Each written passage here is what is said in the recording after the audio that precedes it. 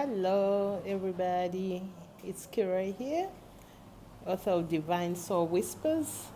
I'm going to read to you from page 101, Gifts in Hand. And this poem reminds us about the gifts we come with.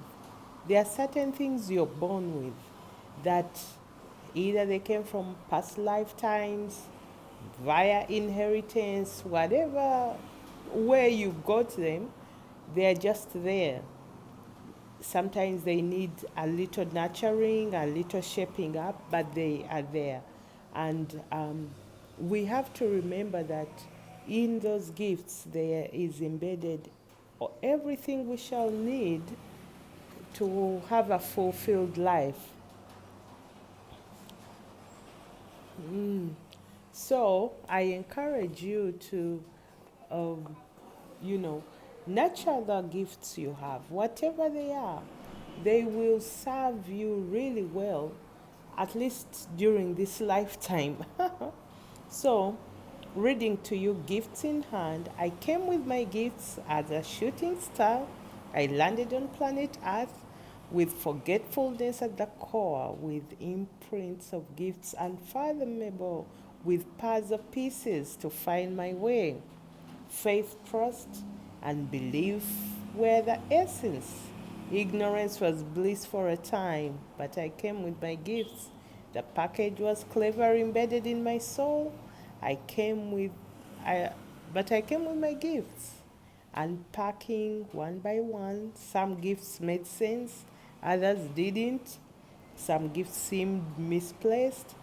In this current era we live in, I surely came with my gifts, with surrender at the forefront, with letting go of the program, with accepting the greatness from within. I came with my gifts, like a jigsaw puzzle, some gifts erupted without warning.